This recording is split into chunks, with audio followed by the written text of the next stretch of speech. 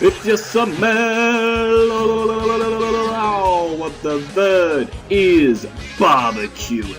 Hey jabronis, it is the Verd back with you again, and welcome here to week, oh god, what is this now, week 11 of the CPC, the Adelaide Dingoes are in a bit of struggle town. We are 6-5, no, we are 5-5 right now, in the season, at a very big crossroads. Basically, right now it's very tough, playoff-wise, in the ways to make it, because Halu, who took over Toge's team, who beat us last week, he was able to basically win out, and that means, because he and Teno played their game early, because Teno has a bye, so that means that Halu is pretty much, I believe, secured almost to go through. So the only way realistically that I can pull this back is getting a few good results my way. If I can win my 2 last games, I should be able to leapfrog Techno and make it in, but they're 2 very tough games against the 2 guys who have beaten me in divisional matches. The first one here being Joost, coach of the Angels of Beheeyeim. God damn it. I do want to address something but before we get into this game. Obviously last time Joost and I played, I have complained a bit in the past about the hacks that occurred, and I do kind of want to apologize for if people maybe thought that I was being like genuinely seriously upset about it. Like, at the end of the day, for me, Pokemon is a game, and the only reason that I mention what happened in that game is more of, I guess, a driving factor for me in order for me to, you know, say like, you know, despite what's happened, we're going to move forward and make the best of it, because like hacks is a thing that happens in the game, guys. You know, we all make mistakes. Not we all make mistakes. It's just one of those things where it can change a game completely, and unfortunately in that situation it did. I don't really feel any ill will towards Joost, because it wasn't really his fault. He was just doing what he thought was his best play. He got fortunate with the roll, so that's, you know, how it is. But at the same time, I probably should have lost my round 1 game, so it kind of evened out, and I just decided, you know what, it doesn't really matter. I just want to kind of move on, and with this new team, I feel like playoffs could still be a potential, so I'm just going to try and push my hardest to make it there. So we're going to kind of break down the game here against Joost. I felt really surprisingly confident going into the game, only having 8 Pokemon, but I felt like it was a really solid 8. So basically this week we have Nasty Plot Mew with Psyshock, Vacuum Wave, and Earth Power. Just really dealt with a lot of his team incredibly well, busted through all of his walls, which is great. I have this crazy Dragonite set. It was basically weakness policy with agility, because I figured Miltank might have Ice Punch, he might have HP Ice on Lando, he might have Ice Punch on Aggron, Greninja obviously gonna have Ice Beam. So I figured because he has so many ways to trigger my Dragonite, I could run agility with weakness policy, and then have 3 special attacks to kind of break through his team, because he'd more design it for like a physically offensive Dragonite, so that was kind of fun. I had Banded Tarak again because it's a mon that literally just breaks his team, which is fantastic. I have Black Glass as Weavile because I want to get off the damage I need without taking the recoil, because that was really bad last time, and I'm actually running Brick Break this time to mitigate the mistake I made last time, which was running Low Kick, which ended up losing me the game. Then my Scizor is just basically a bulky set. It's just U-Turn, Bullet Punch, Defog Roost, just kind of more pivoting around his team, which you can do quite well. And then finally we have a Rindo Berry Seismitoad with, I believe it's just a physical defensive set, more just to kind of deal with things like the Aggron, potentially catch the Ninja off guard, and then just get up hazards and whatnot. So we are going to crack right on into this game. So I'm going to lead Scizor, he is going to lead Greninja. Pretty straightforward first turn for me. I'm just going to click U-Turn, he sets up a T-Spike, and I'm like, this could be bad.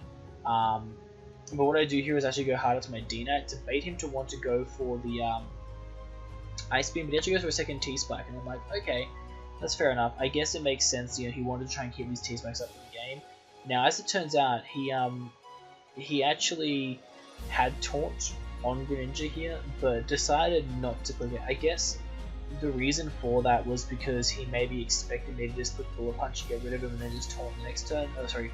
Defog on the next turn, but I'm going to take my opportunity now. If he had taunted me, I probably would have clicked Bullet Punch afterwards, or maybe U-Turn because I knew it killed. But at this point, like, T-Spikes are very damaging to my team, so any chance I have to get rid of them, I'm going to take. So you actually click Scald, doesn't get the burn, and I can get the defog off, so that's fantastic for me. I'm going to be able to BP next turn and knock out Ninja, which was a huge problem last time.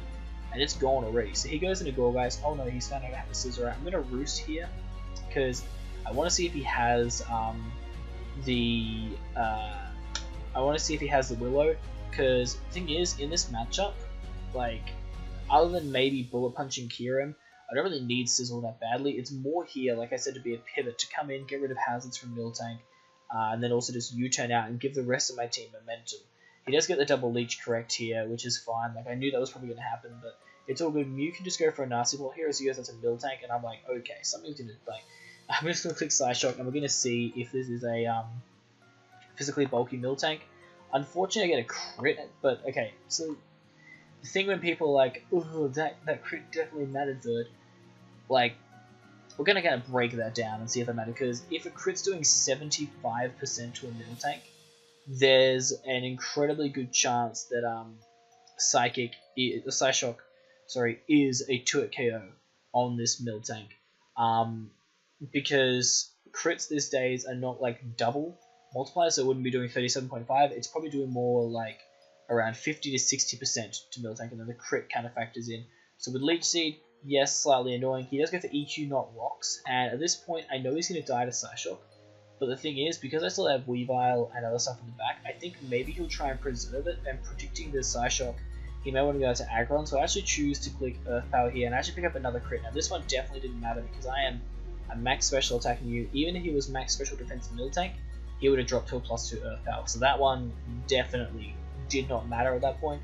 So it was really annoying though, getting 2 crits in a row, that it didn't matter in the long run of the game, because the combination of Psyshock plus Earth Power takes out any Miltank spread that he had, or for judging on the Miltank spreads that he had, I could have just clicked either 2 Psyshocks or Psyshock plus Earth Power. Either one would have dealt with Miltank regardless, but he does go into Landorus, and I figured here with Landorus, he had a few options, and there was nothing else really on my team I wanted to switch in. I mean, I was kind of tossing up between either going Seismitoad, or I decided to go D-Knight here, because I figured looking at the range of health my Mew is at, he may want to go for an Earth Power, so I could come in and predict that, but unfortunately for me, he does go straight for the U-turn, breaking my multi-scale, but revealing Life Orb, which is really good that he revealed Life Orb, because that shows me that he is not Scarf. And that's great, because and also not Yachi, so Weavile can just Ice Shadow kill that, which is fantastic. He goes Kieran. At this point, he is going to double back into Gorgeist, predicting me to want to go into my Sizzle, which is fine, because like at this point, Sizzle can just click U-turn again quite freely. I could go out to Mew. I'm actually going to choose to go D-Knight, because I figured he would want to Leech. And at this point, looking at his team, because Miltank is down, I'm quite freely able to click Flamethrower. And this is really good because it allows me to damage his Mega Aggron if he tries to put it in now, as he does do. And I am going to Flamethrower, and as you're going to see, it does a ridiculous amount. So that immediately said to me, okay, he has no special defense. I didn't know if it meant he had HP investment. It was very still. It's hard to tell when he's in Aggron form, if he did or not. But what I could do here is click another Flamethrower, because it would have knocked out Mega Aggron, but I'm going to get a chunk off against his Landorus here, as I am predicting the HP Ice. I'm going to go into Sizzle, as he does go for the HP Ice. And this is a bit of a tricky turn, because even Life Orb Max Special Attack Lando can't kill me here with the Earth Power, so I knew I could live, and my choice was either going for a Bullet Punch to try and pressure him down, or going for a U-turn here and getting momentum. I decided to go for U-turn because I knew I could roost up against Goldbass and Aggron if it didn't have Fire Punch, and against the Kieran I could just Bullet Punch anyway, so by going for the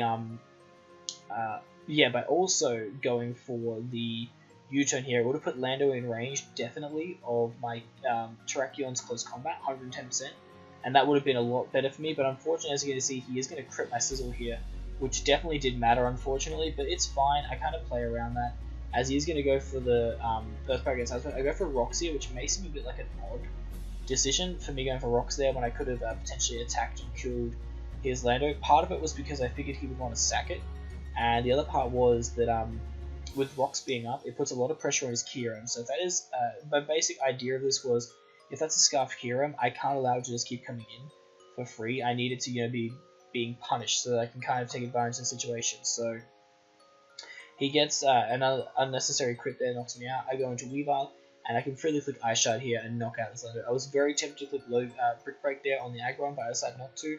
And what I do on this turn is a bit of an odd decision. It might seem a little bit odd, but I'm going to kind of justify it. So he's going to Mega Up, And at this point, what I actually realized, and the reason why I clicked Quick Break was, judging on the damage that I had done with my Dragonite, I actually assumed this was an offensive aggro, and because of this, all I needed to do was go for Quick Break here with my Weavile, because then when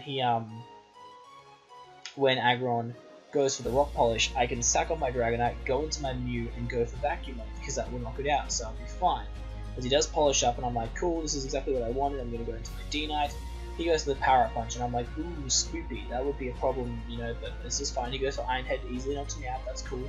I go into my Mew, and I know Vacuum Mode should be able to knock this out, and he lives on 1, but it was a roll in his favour. I'm not going to kind of explain that one. I get knocked out, and I'm going to go into my Weavile, and I do pack the Fake Out and the Ice Shard, kind of a fun little combo. The reason for it too was also just to damage Ninja a bit further. So because I had Fake Out, I probably should have ran Mookick in hindsight, but it's 2020. He goes Kyurem, and this was the big turn in this match. This was kind of the biggest turn of the game, because if he was Scarf Kyurem, I was in a lot of trouble. If he was like Scarf with Outrage, I basically lost at this point, because from the calcs from Sizzle's U-turn, it looks like it's a fully defensive Gourgeist, which is very hard to break. So basically my only hope here was that he wasn't Scarfed Kyurem, and Weavile could basically 1v1 it, and then Weavile could weaken Gourgeist to the point where Terrakion could win. So as you can see, I do outspeed Kyurem, and it does actually become Dragon Fang, and because I knocked off the Dragon Fang, I'm actually able to live the Dragon Claw. Weavile knocks out Kyurem, getting its 3rd kill of the game. He goes into the Gourgeist. I could just go straight for the knockoff, doing a ridiculous amount of damage, and he's basically going to click Synthesis. And the dumbest thing about this, and one thing I didn't understand, was that Pressure doesn't work for Synthesis for some reason, because he had 8 synthesises. Oh my god, I'm not going to use the plural. But he had 8 of them that he used, and I was like really confused as to why Pressure didn't work with that, but it is what it is.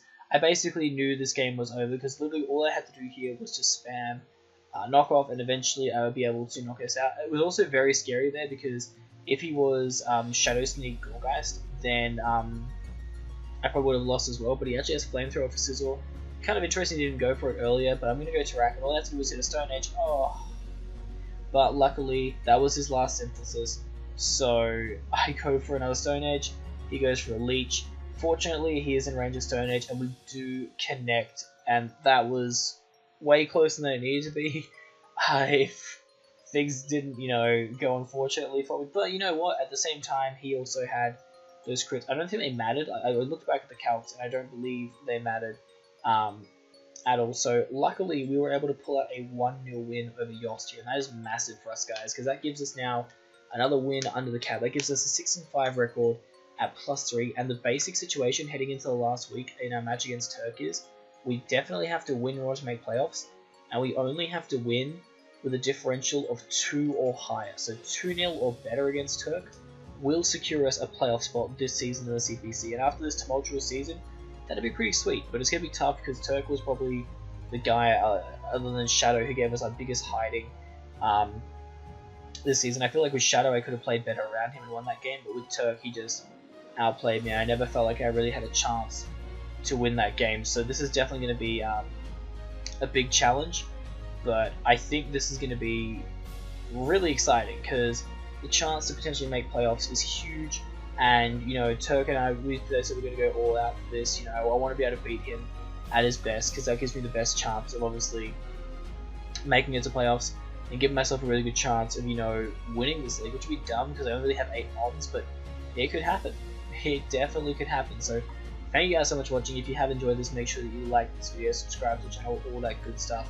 And yeah, we're going to try the Adelaide Dingoes and go into playoffs. We'll see what happens. Next week is going to decide it, but yeah, I'm the bird, and that's bitch.